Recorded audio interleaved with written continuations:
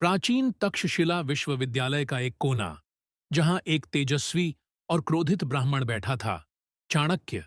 उसकी आंखों में ज्वाला थी और मन में प्रतिज्ञा, मैं इस धरती से अन्याय का नाश करूंगा।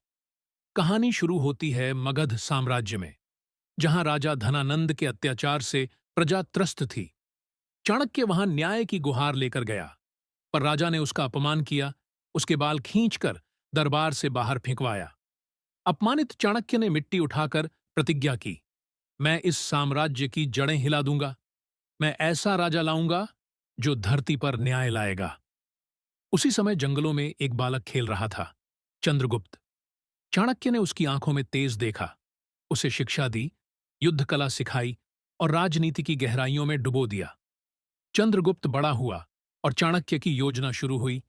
एक एक दुश्मन को हटाना, राज्यों को जोड़ना, सेनाएं बनाना। चाणक्य ने सिर्फ तलवार नहीं, बुद्धि से युद्ध लड़ा। उसने राजाओं को आपस में लड़वाया, धनानंद के मंत्रियों को अपने पक्ष में किया और अंत में चंद्रगुप्त को सिंहासन तक पहुंचा दिया। पर कहानी यहीं खत्म नहीं होती। एक रात चंद्रगुप्त ने पूछा, आचार्य, जब आपने धनानंद को हराया, क्या आपको संतोष मिला? चाणक्य मुस्कराया, मैंने एक राजा को हराया नहीं, मैंने अन्याय की व्यवस्था को तोड़ा।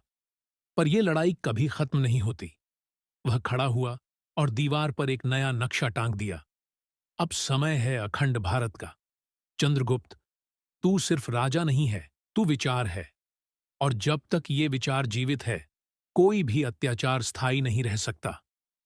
कहते हैं चाणक्य ने बाद में सत्ता छोड़ दी, कुटिया में चला गया। लेकिन उसकी किताब अर्थशास्त्र आज भी शासन, राजनीति और कूटनीति का सबसे बड़ा स्रोत मानी जाती है। सीख, चाणक्य हमें सिखाते हैं कि सिर्फ शक्ति से नहीं, बुद्धि, धैर्य और उद्देश्य से भी दुनिया बदली जा